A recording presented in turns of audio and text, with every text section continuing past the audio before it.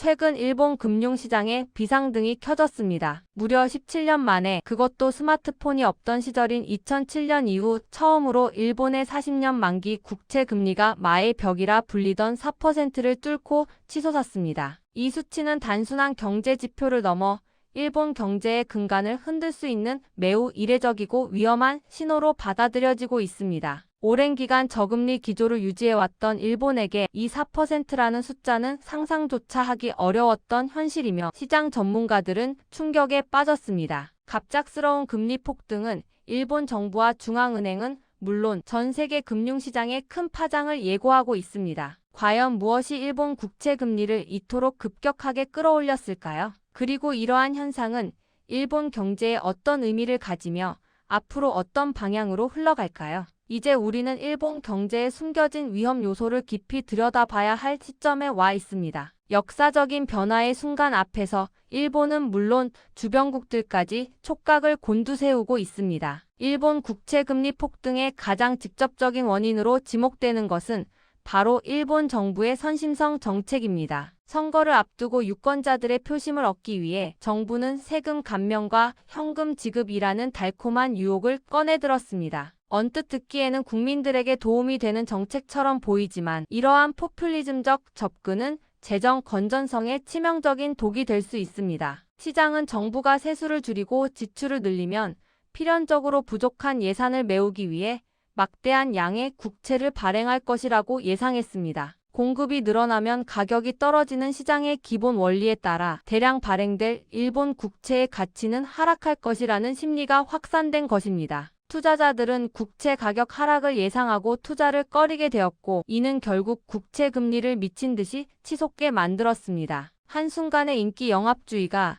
장기적인 경제 불안을 초래하는 나비 효과를 불러온 셈입니다. 정치적 판단이 경제 시스템에 얼마나 큰 영향을 미칠 수 있는지 보여주는 단적인 사례라 할 수 있습니다. 일반적으로 경제학에서는 금리가 오르면 해당 국가의 통화 가치도 함께 상승하는 것이 정상적인 현상으로 설명됩니다. 더 높은 수익률을 찾아 투자 자금이 유입되기 때문입니다. 그러나 현재 일본에서는 이러한 경제 법칙을 무시하는 기현상이 벌어지고 있습니다. 40년 만기 국채 금리가 4%를 돌파하며 치솟고 있음에도 불구하고 엔화 가치는 달러당 158엔까지 떨어지는 동반 폭락세를 보이고 있습니다. 이는 투자자들이 일본의 금리 인상을 수익 기회로 보는 것이 아니라 국가 부도 위험이 임박했다는 경고 신호로 인식하고 있기 때문입니다. 즉, 일본에 대한 신뢰가 바닥에 떨어졌다는 것을 의미합니다. 불안감을 느낀 외국인 투자자들이 일본 시장에서 자금을 회수하고 이탈하면서 엔화 가치는 속절없이 추락하고 있는 것입니다. 금리 상승과 통화 가치 하락이라는 이례적인 조합은 일본 경제가 심각한 위기 상황에 처해 있음을 여실히 보여주는 지표이며, 앞으로의 전망을 더욱 어둡게 만들고 있습니다. 일본 경제 위기는 강 건너 불 구경이 아닙니다. 특히 한국 경제는 일본과 지리적, 경제적으로 밀접하게 연결되어 있기 때문에 일본의 불안은 곧 한국의 불안으로 이어질 가능성이 큽니다. 그 첫 번째 위협은 바로 원화 동반 하락 가능성입니다. 국제 금융시장에서 외국인 투자자들은 종종 엔화와 원화를 동북아시아 리스크라는 하나의 범주로 묶어 평가하는 경향이 있습니다. 즉, 엔화가 불안정해지고 가치가 무너지면 한국의 원화 역시 투기 자본의 공격 대상이 되거나 투자 심리 위축으로 인해 함께 요동칠 수 있다는 의미입니다. 엔화 가치 하락에 대한 우려가 원화로 전이되면 원달러 환율이 급등하여 한국 경제 전반에 부담을 줄 수 있습니다. 이는 국내 물가 상승 압력으로 이어지고 기업들의 수입 원자재 비용을 증가시켜 전반적인 경제 활동에 악영향을 미칠 수 있습니다. 일본발 위기가 한국 시장에 미치는 파급력은 결코 간과할 수 없는 수준입니다. 일본발 경제 위기가 한국 경제에 미치는 두 번째 위협은 수출 경쟁력 약화입니다. 엔화 가치가 지속적으로 하락하는 엔저 현상은 일본 제품의 해외 가격 경쟁력을 크게 높이는 효과를 가져옵니다. 예를 들어 일본의 자동차나 전자 제품이 해외 시장에서 더 저렴한 가격으로 판매될 수 있다는 의미입니다. 문제는 한국의 주요 수출 품목들이 일본 제품과 해외 시장에서 직접적으로 경쟁하는 경우가 많다는 점입니다. 엔저로 인해 일본 제품의 가격 경쟁력이 강화되면 우리나라의 자동차, 전자제품, 기계류 등 주력 수출 품목들의 판매 실적이 악화될 수 있습니다. 이는 한국 기업들의 수익성 저하로 이어지고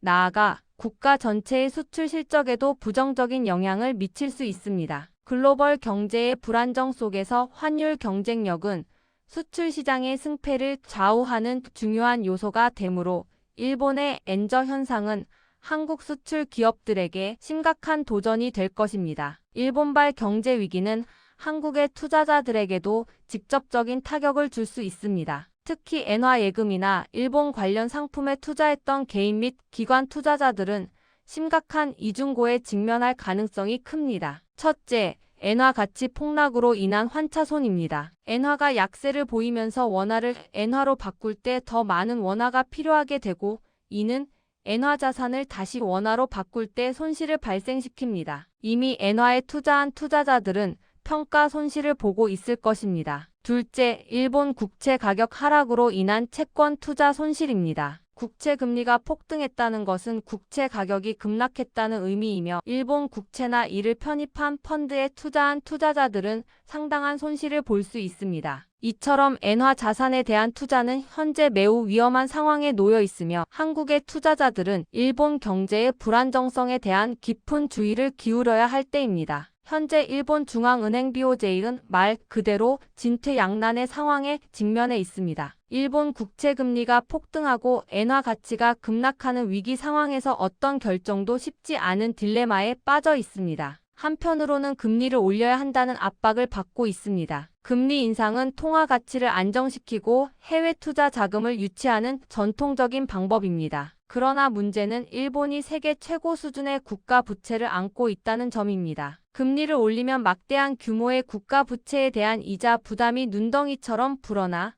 정부 재정을 더욱 압박할 것입니다. 다른 한편으로는 금리를 가만히 두자니 엔화 가치가 계속해서 나락으로 떨어질 위험이 있습니다. 이는 수입 물가 상승을 유발하고 국민들의 실질 구매력을 약화시켜 경제 전반에 부정적인 영향을 미칠 수 있습니다. 일본 중앙은행은 이러한 두 가지 상반된 위협 사이에서 균형점을 찾기 위해 고심하고 있으며 그들의 다음 행보에 전 세계의 이목이 집중되고 있습니다. 일본의 경제 위기가 장기화될 조짐을 보이면서 한국의 일반인과 투자자들에게는 현명한 대응 전략이 필요합니다. 먼저 여행자들에게는 현재 엔화가 역사적인 저점 수준이므로 일본 여행을 계획하고 있다면 지금 환전하는 것을 추천합니다. 저렴한 엔화로 인해 일본 여행 경비를 절감할 수 있는 좋은 기회가 될 수 있습니다. 그러나 투자자들에게는 신중한 접근이 요구됩니다. 바닥 밑에 지하실이 있다는 주식 격언처럼